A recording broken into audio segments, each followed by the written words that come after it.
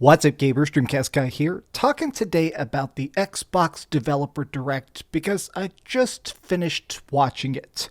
This was roughly 1 hour of major upcoming Microsoft stuff, including gameplay, release dates, dev talk, combat. I mean, it was a huge exploration of the next 12 months coming to Xbox Game Pass, and it was pretty good. I mean, I gotta admit, going into this, I expected it to be entertaining. I was very excited for Avowed and Hellblade, but all 5 of the games they showed were pretty impressive, even if I do have some gripes with this presentation overall.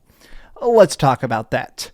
Hi, hope you're having a great day. If you could like this video and subscribe if you haven't already. Now, I'm going to be very negative during certain portions of this video as I kind of give my live reaction. I took a bunch of very detailed notes about the 5 games we saw, which happened to be Avowed, Hellblade 2, Senua Saga, a surprise reveal by Square Enix showing off a bunch of gameplay for Visions of Mana, which I'm incredibly excited about. Oxide revealed their new strategy game, which is called Ara, History Untold. And finally, Machine Games gave us a actual detailed glance at the Indiana Jones game, which I'm still surprised exists. Now, let me just start with my harshest criticism of these Xbox Developer Directs, which is going to sound a bit silly, but let me explain. These talks, I feel like, are not focused enough on the game itself.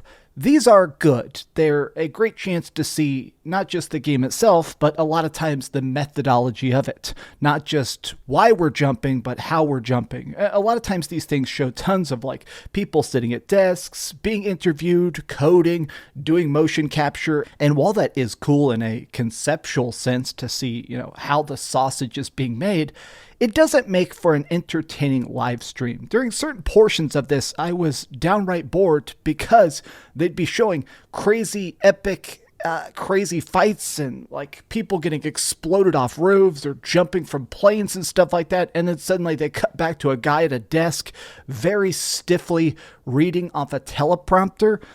Microsoft, you guys are about to have an incredible year. All these games look like they're going to have a huge audience, a lot of popularity. I don't need you to have a guy with a huge beard sitting there and monotonely explaining to me why Indiana Jones' hat looks good. I just don't think that's a good idea from an entertainment standpoint. As a viewer, I just want to see the damn games. But speaking of, let's go through this in numerical order and actually talk about each of the games they showed off and why they really did impress me, starting with Avowed. This is an action fantasy RPG that's being done by Obsidian Entertainment. These people know RPGs. They are people that did Fallout New Vegas. They've done a lot of stuff that's very well known, very well loved. So this project, it definitely seems more actiony than their typical RPGs are. It almost kind of looks like Skyrim combat, but in a much more updated sense. I actually really liked the way that the fighting looked. They have this quick swap system where you can switch between magic, ranged, and melee, having these loadouts. So you can make a different style of all right, I want to have pistols or double wands or a huge two-hander. And in the middle of a fight, you can switch between them instantaneously. Watching that actually happen in these fights to me just looked like the next evolution of classic Elder Scrolls. It's something where you're fighting cool monsters and in very beautiful, very colorful vistas. They've said there's going to be different biomes like snowy areas and volcanoes and stuff like that. And so all of that looks good. I think the combat, though, it's cool to just be swapping between ranged and melee depending on the kind of enemy. Avowed looks incredibly freaking fun. It's not coming out for a bit. They just have a vague fall 2024 release date. But, right off the bat, that's probably my game of the show. The other stuff looks good too, but Avowed, that is exactly what I want in a game. Now, next up, they showed off Hellblade 2 Senua Saga.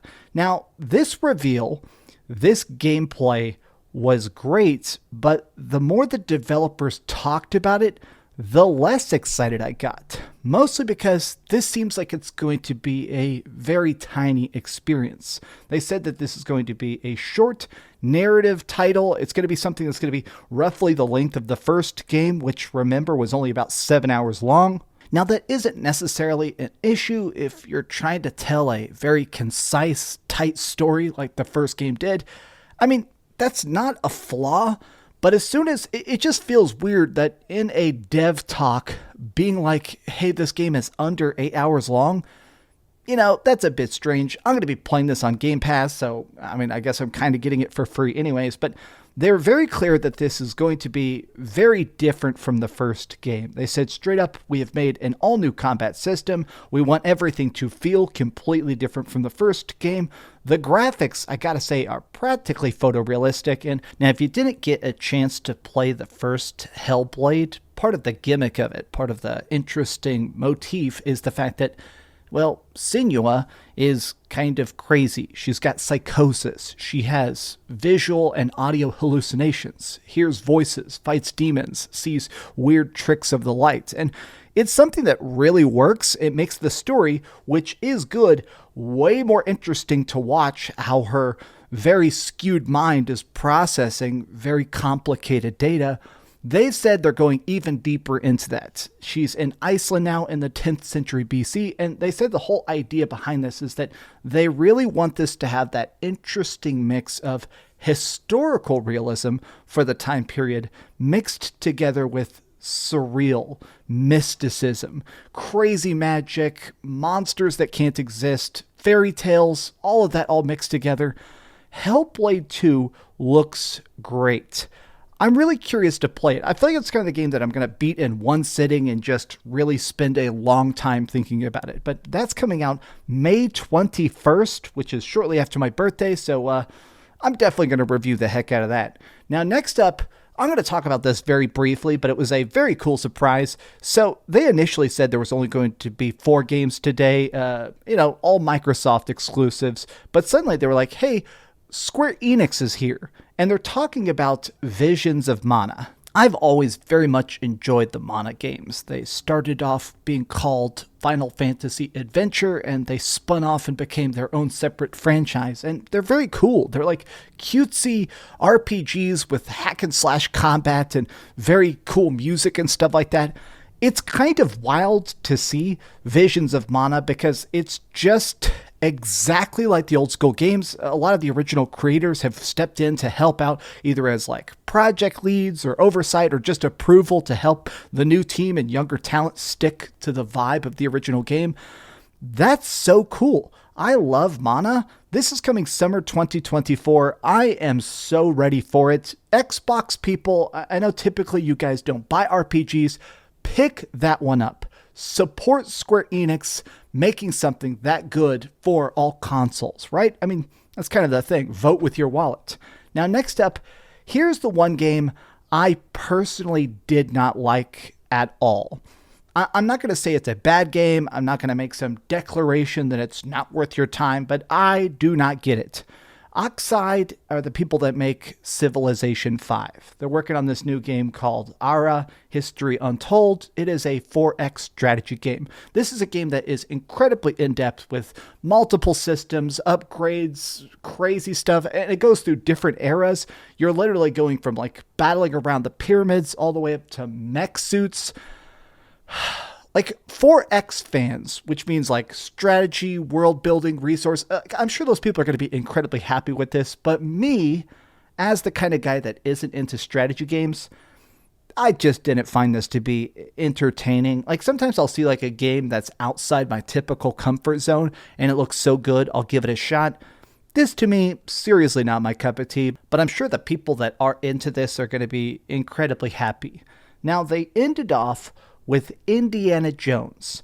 Now, I'm not really an Indiana Jones fan. I'm not a hater either. I have watched all the movies once, and they're pretty entertaining, but, I watched them last year for the first time. I'm not the kind of person that's been sitting here watching Indy's Adventures or watching the old kids' TV show. Indiana Jones seems like a great guy. I'm glad his fan base is there, but This game, it definitely intrigues me.